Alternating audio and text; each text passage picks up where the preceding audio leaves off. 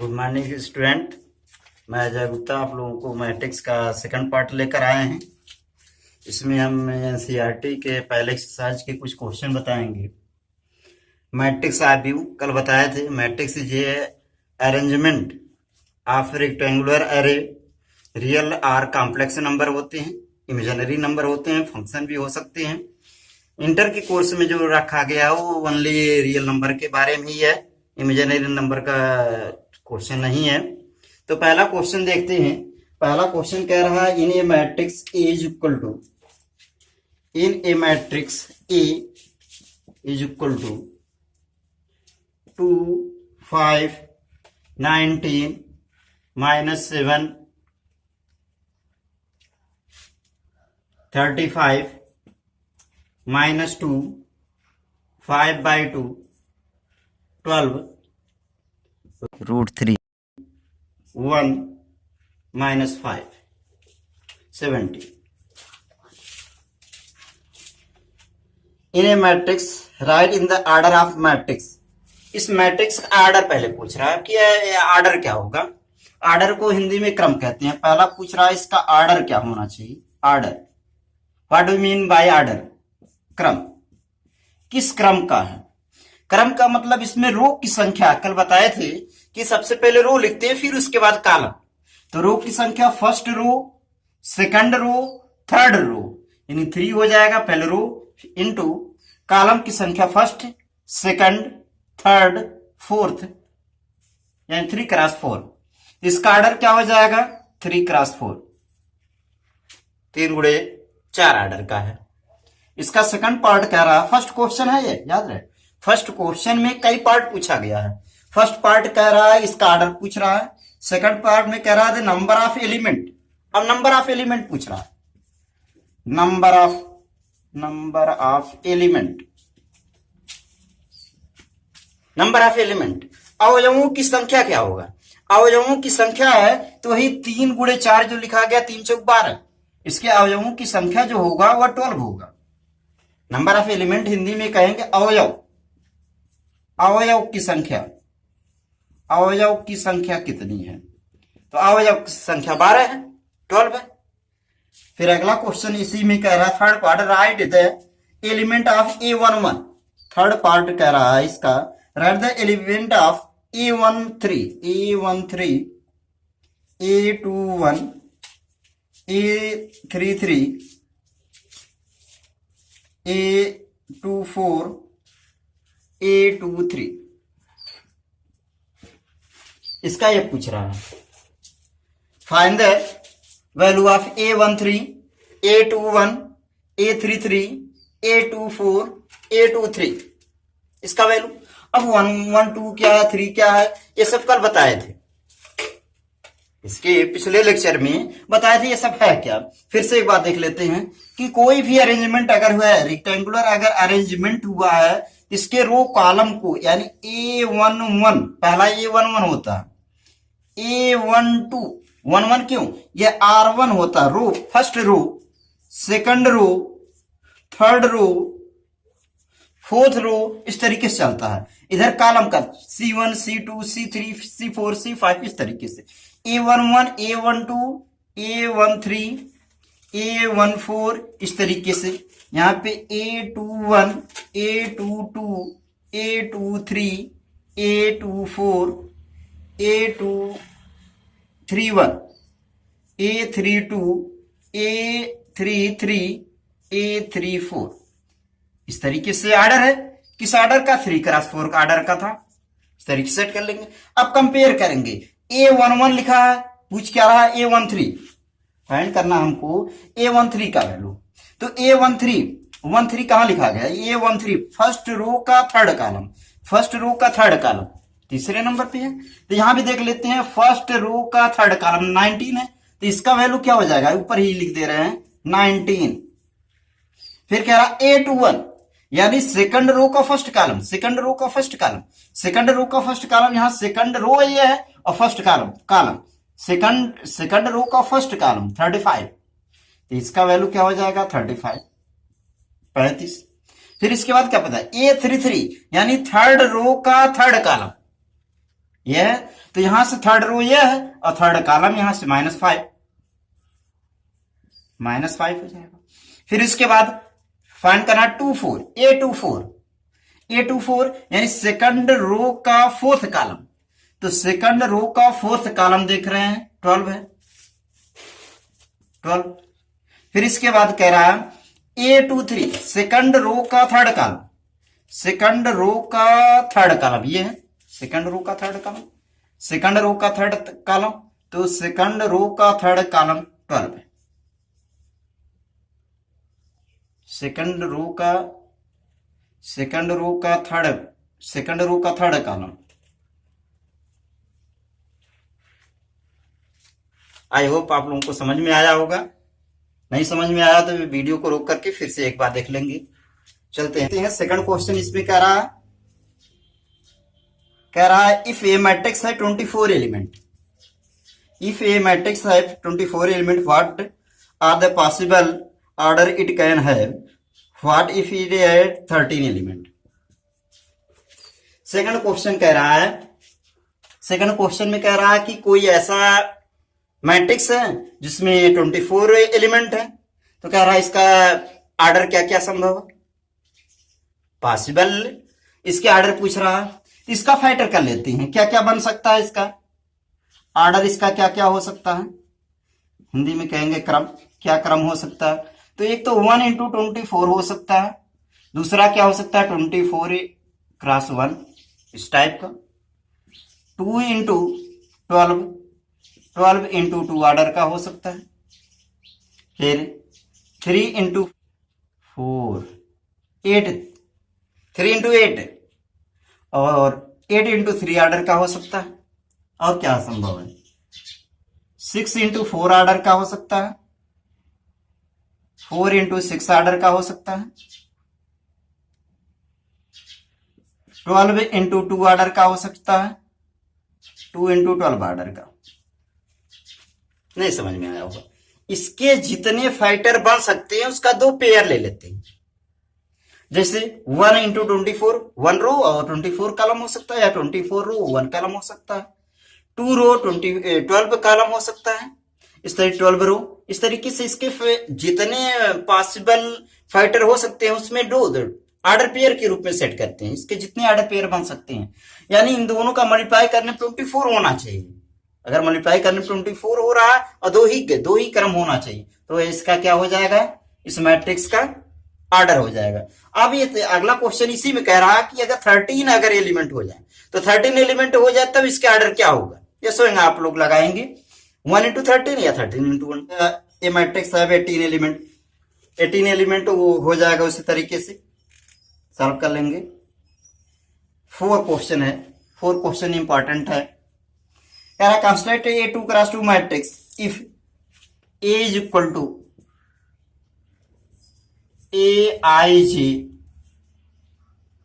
Whose element are given by 2 cross 2 का matrix बनाना है। इसमें फर्स्ट कह रहा है AIJ is equal to I plus J by 2 whole square. Second इसका कह रहा है AIJ is equal to I by J, और थर्ड इसका है I प्लस 2J बाई 2 का whole square A is equal to. इस मैट्रिक्स को बनाना है, कंस्ट्रक्ट मैट्रिक्स। एक आव्यूह की रचना करना है जिसमें AIJ का वैल्यू दिया गया और 2 क्रॉस 2 ऑर्डर का होना चाहिए। यहां भी वही सब है, एक हम बता देते हैं, बाकी आप लोग स्वयं लगा लेंगे। तो सबसे पहले इसका जो क्रम बनता है 2 क्रॉस 2 का जनरल जो बनता है, इसका व्यापक मैट्रिक्स क्या बनता है, A is equal to A11 A12 A21 A22। General matrix तो यही है 2 क्रॉस 2 का, 2 क्रॉस 2 2 गुणे 2 का 2 क्रॉस 2 ऑर्डर का जनरल मैट्रिक्स तो ये है। अब जब जनरल मैट्रिक्स ये है, I की जगह 1 और J की जगह 1 रख लेते, बारी बारी से इसका वैल्यू देख लेते हैं। A11 पहले निकाल लें, A11 फर्स्ट रो का फर्स्ट कॉलम, किस रूप में, पहला इसका फर्स्ट पार्ट हम सॉल्व कर रहे हैं, इसका फर्स्ट पार्ट ही सॉल्व कर रहे हैं, बाकी आप लोग सॉल्व करेंगे, समझा दे रहे हैं।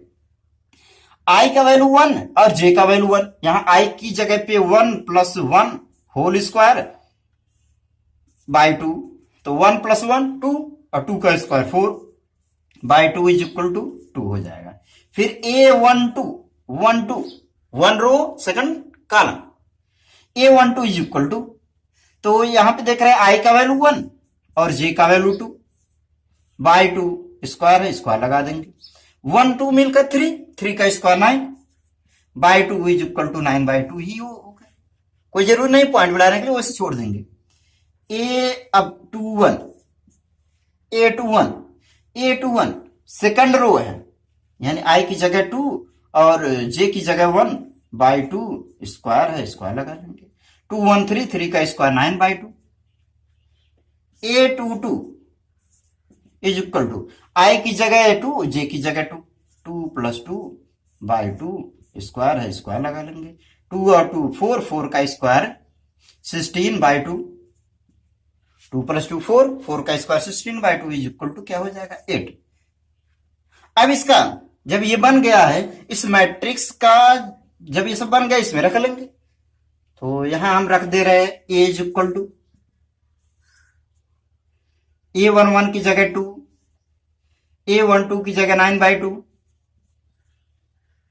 A21 की जगह 9 बाय 2, A22 की जगह पे 8। आ गया होगा समझ में? कॉपी पेन अपने साथ में लेकर क्रम से नोट करते रहेंगे। बाकी इसके बाद जो इसका second part A I J is equal to I by 2, एक बार 1 रखेंगे, इसी तरीके से 1 बाई 1 हो जाएगा। दोबारा क्या, A12 1 बाई 2 ही रहेगा, A21 क्या हो जाएगा 2 बाई 1 2 ही हो जाएगा, 2 बाई 2। ओके, अगला क्वेश्चन देखते हैं क्या कह रहा है। Construct a triangle 3x4 matrix whose element are given by, ये भी वही चीज है, 5 क्वेश्चन भी कंस्ट्रक्ट ही करना है, 5 क्वेश्चन भी कंस्ट्रक्ट ही करना है। अभी समरी दे चुकी हैं, जब इसका इंट्रोडक्शन दे रहे थे तो ये इक्वलिटी के बारे में बताया है। 6 क्वेश्चन कह रहा है find the value of X Y Z का वैल्यू फाइंड करना है इफ मैट्रिक्स आर इक्वल। इसका फर्स्ट पार्ट कह रहा है 4 3 x 5 is equal to y z 1 5। इसका फर्स्ट है, इसमें कई क्वेश्चन है, एक और क्वेश्चन है उसको भी देख लेते हैं। तो पहले एक सॉल्व कर दें, अब इसको भी कह रहा है ये दो मैट्रिक्स आपस में बराबर हैं, दोनों मैट्रिक्स आपस में बराबर हैं, तो एक्स वाई जेड का वैल्यू बताएं। If two matrix are equal find the value of X Y Z, तो इंट्रोडक्शन में बता चुके हैं, इंट्रोडक्शन में बताए थे ना कि इसका इक्वलिटी कब होगा, जब जो दो मैट्रिक्स आपस में इक्वल तब कहलाएंगे। उसके 2 केस बताए थे, फर्स्ट केस क्या, आर्डर सेम होना चाहिए, उसका क्रम एक समान होना चाहिए, और क्रम समान होने के साथ साथ रिस्पेक्टिव एलिमेंट भी इक्वल होना चाहिए, करस्पॉन्डिंग एलिमेंट इक्वल होना चाहिए। करस्पॉन्डिंग एलिमेंट का मतलब पहले रो का पहला कॉलम इसके पहले रो के पहले कॉलम के क्या होना चाहिए, इक्वल होना चाहिए। तो कंपेयर करेंगे 4 इज इक्वल टू वाई हो जाएगा, यहाँ पे 3 है, यहाँ जेड है, अगला क्या 3 इज इक्वल टू जेड हो जाएगा, ये हो गया सेकंड का सेकंड। नीचे x का 1 के साथ, यानी x इज इक्वल टू 1 हो जाएगा, 5 5 है, कुछ नहीं करना। अगला क्वेश्चन है, अगला इसी में सेकंड पार्ट इसका कह रहा है, इसी का सेकंड पार्ट कह रहा है मैट्रिक्स है x plus Y 2 5 plus Z X Y is equal to 6 2 5 8। ये मैट्रिक्स, यहां भी एक्स वाई जेड का वैल्यू बताना है। तब क्या होगा, यहां पहला एलिमेंट, दोनों मिलकर पहला एलिमेंट है, या तो फर्स्ट रो का फर्स्ट कॉलम ही है, इसलिए इनके बीच में गैपिंग होना चाहिए, ऐसा नहीं है एकदम क्लोज करके नहीं लिखेंगे, गैपिंग करके लिखेंगे। अब यहाँ पे x plus Y is equal to 6 है, x plus Y is equal to 6 और 2 है, ठीक है। 5 plus Z is equal to 5 है, 5 plus Z is equal to 5 को इससे पहले नोट कर लेंगे। और क्या हुआ, x और y का वैल्यू एक्स वाई का वैल्यू 8 है, एक्स इंटू वाई का वैल्यू 8 है। अब यहां से क्या करें, एक्स का वैल्यू अगर फाइंड करके वहां वैल्यू रख ले तो एक्स इज इक्वल टू क्या हो जाएगा 6 माइनस वाई, ट्रांसफर कर लिए इसको 75 कर लिए हैं तो X is equal to Y minus 6।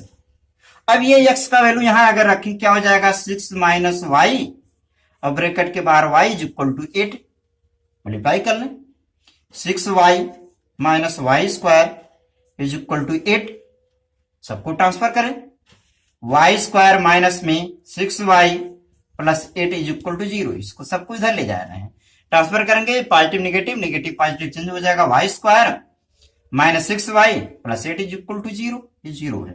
अब इसका फाइडर कर रहे हैं तो फाइडर करेंगे क्या बनेगा Y square minus 4y minus 2y plus 8 is equal to 0, यहां से y कॉमन ले लें तो y माइनस 4 माइनस 2 कॉमन ले लें, y प्लस माइनस में 4 इज इक्वल टू 0, तो y माइनस 4 एक ब्रैकेट में, दूसरे ब्रैकेट में y माइनस 2 हो जाएगा इज इक्वल टू 0। तो यहां से हम फिर से लिख दे रहे हैं y minus 4 is equal to 0, तो y इज इक्वल टू 4 हो जाएगा, और y minus 2 is equal to 0 तो y इज इक्वल टू 2 हो जाएगा। एक तो y minus 4 is equal to 0 तो y is equal to 4, y minus 2 is equal to 0 तो y का वैल्यू क्या हो जाएगा 2, तो y का दो वैल्यू आ गया। अब y का वैल्यू यहां रखे तो x का वैल्यू क्या हो जाएगा, x इज इक्वल टू अगर 4 रखेंगे तो क्या हो जाएगा 6 माइनस 4 इज इक्वल टू 2, और x इज इक्वल टू एक और x का वैल्यू आएगा क्या चीज, अगर इस x का वैल्यू अगर 2 यहां रखे होते 6 माइनस 2 इज इक्वल टू क्या 4, तो एक y का वैल्यू 2 आएगा, एक y का वैल्यू 4 आएगा, एक x का वैल्यू 2 आएगा, एक x का वैल्यू 4 आएगा। और क्या पता करना था हमको, z का वैल्यू भी पता करना था, z का वैल्यू तो यहीं से डायरेक्ट आ जाएगा, 5 से 5 कैंसिल हो जाएगा, z इज इक्वल टू 0 हो जाएगा, z इज इक्वल टू 0। तो इस वीडियो को नोट कर लें। अगला क्वेश्चन है 7 क्वेश्चन नंबर 7 नहीं 8 क्वेश्चन नंबर है, बाकी इसी टाइप के सेम क्वेश्चन है, सॉल्व कर लेंगे, नहीं आएगा तो कल बताएंगे उस क्वेश्चन को। 8 क्वेश्चन क्या कह रहा है, if A is equal to, optional type का क्वेश्चन है, if A is equal to A I J M cross N order का है, is A square matrix see, ओ ये तो डिफिनेशन में ही बताए थे। स्क्वायर मैट्रिक्स कब होगा, जब रो कॉलम की संख्या क्या होगा इक्वल होगा, यानी M is equal to N के लिए ही ट्रू होगा। इसका ऑप्शन कौन सा सही है, इसका ऑप्शन नहीं है सी सही है। फिर उसके बाद कह रहा है एक्स वाई जेड का वैल्यू ही बताना है, ऑप्शनल में वो सॉल्व कर ले जाएंगे।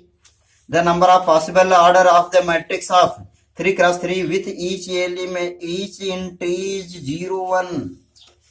अब अगला एक क्वेश्चन कह रहा है 10 क्वेश्चन नंबर है, क्वेश्चन नंबर 10 में कह रहा है कि कोई एक ऐसा मैट्रिक्स है ए आई जे, इस टाइप का एक मैट्रिक्स है, वो किस ऑर्डर का है, कह रहा 3x3 ऑर्डर का है, उसमें इंटीज कितने होने चाहिए 0 1।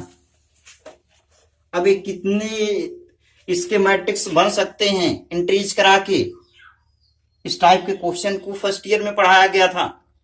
फर्स्ट ईयर में जब परमुटेशन कॉम्बिनेशन पढ़ा रहे थे तो ये पढ़ाए थे कि 0 और 1 का इंट्रीज अगर करा रहे हैं तो 3x3 है, कुल कितने एलिमेंट 3 इंटू 3 9, और इंट्रीज कितना है 2 के पावर 9, 2 के पावर 9, और 2 के पावर 9 का वैल्यू क्या हो जाएगा मल्टीप्लाई कर लेंगे जितना भी आएगा तो आंसर आ जाएगा, ये सॉल्व कर लेंगे मल्टीप्लाई कर लेंगे।